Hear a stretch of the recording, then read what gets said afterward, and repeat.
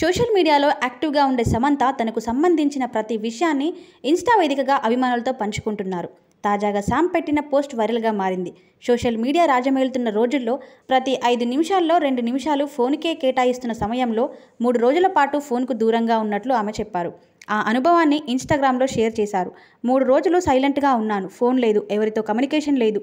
నాతో నేను మాత్రమే ఉన్నాను. మనతో మనం ఒంటరిగా ఉండటం కష్టమైన విషయాల్లో ఒకటి. అది భయంకరమైంది. కానీ ఇలా మౌనంగా ఉండటాన్ని నేను ఇష్టపడ్డాను. మిలియన్ సార్లు ఇలా ఒంటరిగా గడపమని చెప్పినా ఉంటాను. మీరు కూడా ఇలా ఉండడానికి ప్రయత్నించండి అంటూ సూచనలు ఇచ్చారు. ఇన్స్టా స్టోరీలో షేర్ చేసిన ఈ విషయం నెట్టింట వైరల్ అవుతుంది. జీవితంలో ఎన్నో సవాళ్లను ఎదుర్కొన్న సమంత ప్రస్తుతం ఆరోగ్యంపై పూర్తి శ్రద్ధ పెట్టినట్లు ఈ పోస్ట్ ద్వారా తెలుస్తుంది. ఇక సమంత సినిమాల విషయానికొస్తే ప్రస్తుతం ఆమె దృష్టి కథానాయకిగా ప్రాధాన్యం ఉన్న చిత్రాల వైపే ఉంది.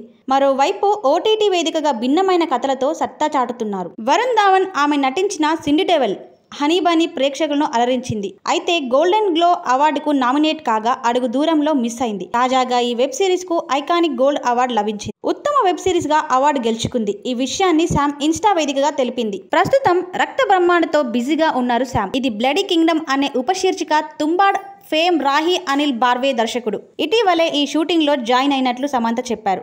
మళ్ళీ యాక్షన్ మీడియాలో వచ్చేసా అంటూ పోస్ట్ పెట్టారు. ఆదిత్య రాయ్ కపూర్ కీలక పాత్ర పోషిస్తున్నారు. ఇప్పటి వరకు తెరపైకి రాని కథతో దీన్ని రూపొందిస్తున్నారు.